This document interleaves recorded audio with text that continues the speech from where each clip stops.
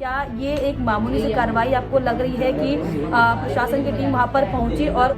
मौके पर जो इस तरह की जो है वारदात या घटना हो, या फिर ये आपको लग रहा है कि ये कोई साजिश थी इसके पीछे? क्योंकि जो तैयारियां दिखाई पड़ रही कि राम मंदिर के प्राण प्रतिष्ठा हुई तभी से लगातार तमाम तरह की बयानबाजियां हो रही थी, और इसके बाद जब यूसीसी का बिल पास हुआ विधानसभा में, क्या उसके बाद लोग ज़्यादा भड़क गए? क्यों किस तरीके से अगर हम उत्तराखंड की बात करें, बहुत ही शांत वादियाँ हैं, बहुत ही सुंदर वादियाँ हैं, ऐसे में तो अब पहाड़ों में जो ये सांप्रदायिक माहौल को जन्म देने वाली चीज़ें बार बार सामने आ रही हैं, इसके पीछे को आप कारण को क्या समझ रहे हैं? नमस्कार, स्वागत है आपका। न्यूज़ देख रहे हैं आप और मैं हूं आपके साथ लता। और जिस तरीके से हल्द्वानी में जो बीती शाम के बाद से जो हालात बने हुए हैं, लगातार जो है हिंसक माहौल वहां पर हो गया है, और वजह ये कि जो अवैध अतिक्रमण वहां पर बनभूलपुरा एरिया में था, उसे दरअसल ध्वस्त करने के लिए जो है प्रशासन की टीम वहां पर पहुंची हुई थी। लेकिन जो हालात सामने आ रहे हैं, जिस तरीके से तस्वीरें सामने आ रही हैं, जिस तरीके से जो बम पेट्रोल बम का इस्तेमाल किया गया, तमाम जो चीजें सामने आ रही है, जिस तरीके से आगजनी की गई, पुलिस थाने को जो है के हवाले कर दिया गया, और जो पुलिस बल के जो बयान भी सामने आए हैं कि किस तरीके से उनके साथ जो है मारपीट करने की कोशिश की गई, उन्हें जान से मारने की कोशिश की गई। इसको लेकर मेरे वरिष्ठ सहयोगी मेरे साथ हैं, इनसे हम जानेंगे। और नागेंद्र भाटी जी, आपसे मैं जानेंगे कि जो हालात हल्द्वानी में बने हुए हैं, जो माहौल बना हुआ है, इसे आप कैसे देख रहे हैं? क्या ये एक मामूली सी कार्रवाई आपको लग रही है कि प्रशासन की टीम वहां पर पहुंची और उसी मौके पर जो इस तरह की जो है वारदात या घटना हो, या फिर ये आपको लग रहा है कि ये कोई साजिश थी इसके पीछे? क्योंकि जो तैयारियां दिखाई पड़ रही है, और जिस तरीके से डीएम ने भी साफ तौर पर कहा कि जो ये हालात बने, ये दरअसल पहले से तैयारी की गई थी। देखिए, वहाँ जो अतिक्रमण हटाने के लिए टीम गई थी और उसके साथ जिस तरह का व्यवहार वहाँ संप्रदाय विशेष के लोगों ने किया है, उसको लेकर अब तो खुद पुलिस की तरफ से भी यही कहा जा रहा है कि जिस तरह से वहाँ लोग इतने पत्थर इकट्ठे किए गए और पेट्रोल बम लोगों पर डाले गए, उससे अब ये साफ है कि इसमें कोई ना कोई साजिश हुई है, और उस साजिश के पहलुओं को देखते हुए ही अब पुलिस इसमें जांच करेगी। चाहे उसमें सीसीटीवी फुटेज जो है उनको खंगाली जाएगी, जो वहाँ पर मीडिया की रिपोर्ट्स हैं उनमें लोगों को पहचाना जाएगा, जो सोशल मीडिया प्लेटफॉर्म है वहां पर उनके बारे में देखा जाएगा। उसके बाद NSA तक लगाने की भी बात उसमें की जा रही है। तो बहुत गंभीर मामला ये है, और सिर्फ वहीं अशांति नहीं हुई है, पूरे उत्तराखंड को वहाँ पर अलग अलग क्षेत्रों में, एक तो जहाँ पर ज़्यादा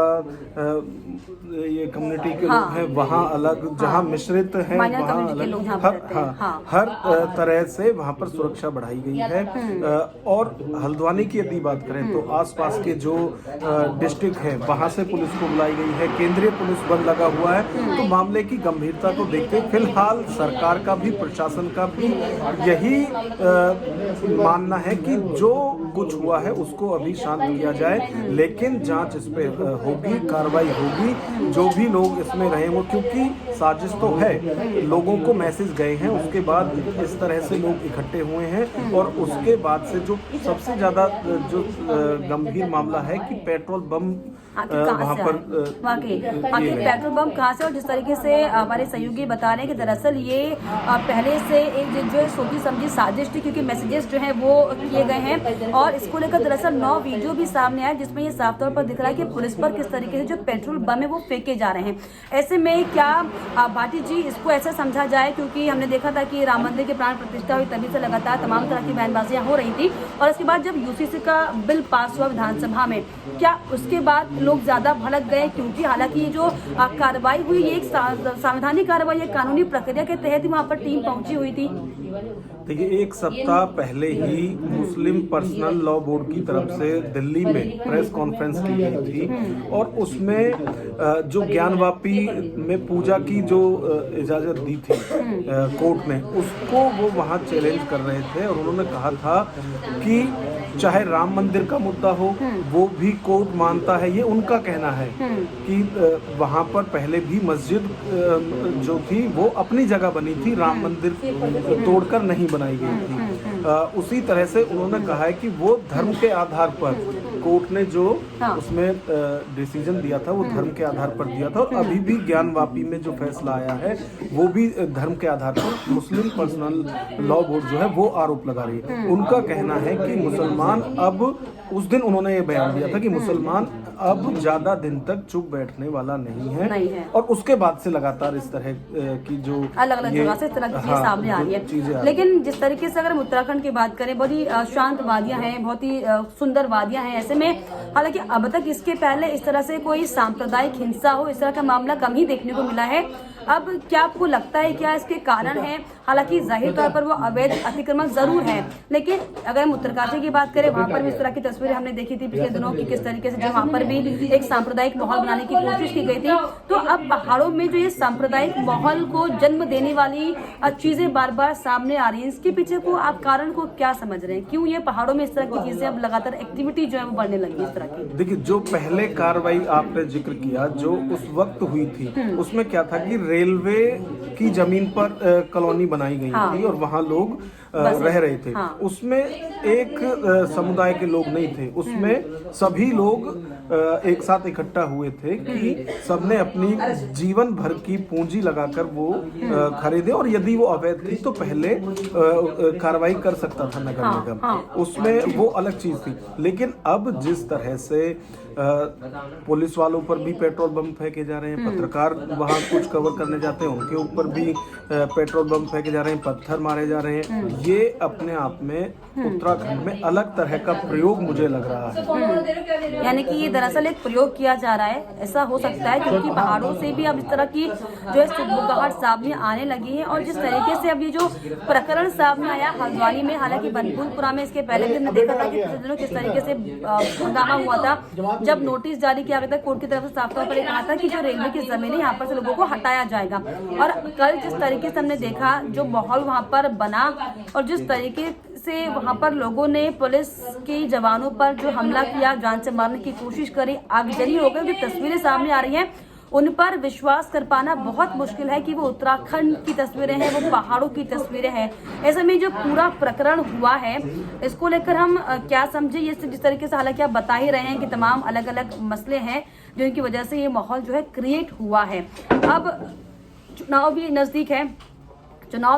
है और यूसीसी का माहौल भी लगातार बना हुआ है पूरे देश में। हालांकि उत्तराखंड में भी कानून लगभग बन चुका है। क्या लग रहा है कि क्या इसका ही दबाव कहीं है जिसकी वजह से तनाव, इस तरह की चीजें सामने आ रही हैं? देखिए, सबसे पहले तो ये बात समझिए कि जो कॉमन मैन है उसको सबसे ज्यादा डर खाकी का होता है। हाँ। और यदि कोई खाकी पर भी पेट्रोल बम फेंक रहा है, पत्थर फेंक रहा है, तो किस तरह से माइंड वॉश उनके किस आम हो चुके हैं। तो नहीं हो सकती आम इंसान, तो हमारे और आपके तरह आम इंसान नहीं हो सकते। हाँ, तो किस दर्जे तक उनके जो माइंड वॉश है वो किए गए हैं कि वो लोग पुलिस से नहीं डर रहे हैं, उस पर भी पत्थर फेंक रहे हैं, पेट्रोल बम फेंक रहे हैं। तो साजिश तो इसमें हर हाल में है। और देखिए, क्योंकि चुनाव का वक्त है और जिस तरह से प्रधानमंत्री नरेंद्र मोदी की तरफ से मुहिम चलाई जा रही है, चाहे जो सरकार का स्लोगन है सबका साथ सबका विकास, उसको लेकर रहा हो, और जिस तरह से सभी वर्गों के लिए योजनाएं हैं और उनका प्रचार प्रसार सरकार की तरफ से किया जा रहा है, चाहे 3 तलाक खत्म करने की बात रही हो या फिर मुसलमानों के लिए और चीजें, और अभी एक कैंपेन बीजेपी चला रही है, धन्यवाद मोदी भाईजान, इस तरह से कुछ करके। तो एक वर्ग को ये लग रहा है, मुस्लिमों में भी एक वर्ग को ये लग रहा है कि कहीं ऐसा ना हो कि मुसलमान बीजेपी की तरफ चले जाए, तो उसको लेकर भी इस तरह का माहौल बनाया जा रहा है, जैसे कि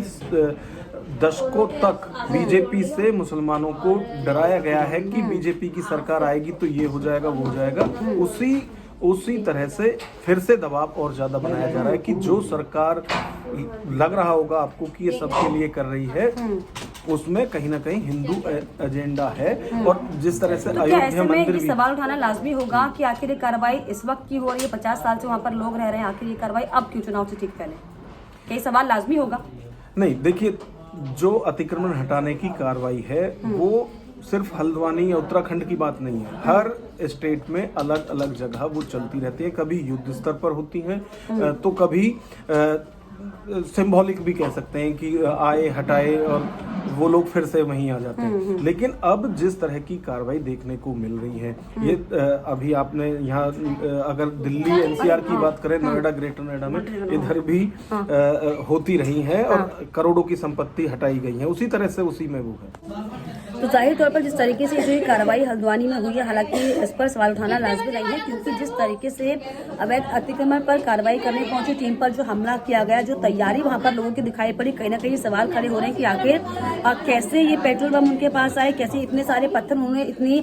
कम समय में इकट्ठा कर लिए। हालांकि इसको लेकर लगातार जो है जाँच की जा रही है और डीआईजी की तरफ से बयान भी सामने आ गया है कि जो आरोपी इस पूरे मामले पर होंगे उनके खिलाफ एनएसए के थ्रू जो है कार्रवाई की जाएगी। लेकिन फिलहाल आपकी इस पर क्या राय है, हमें कमेंट बॉक्स में जरूर लिखिएगा। साथ ही साथ हमारे चैनल लाइक, शेयर, सब्सक्राइब करना भी ना भूलें।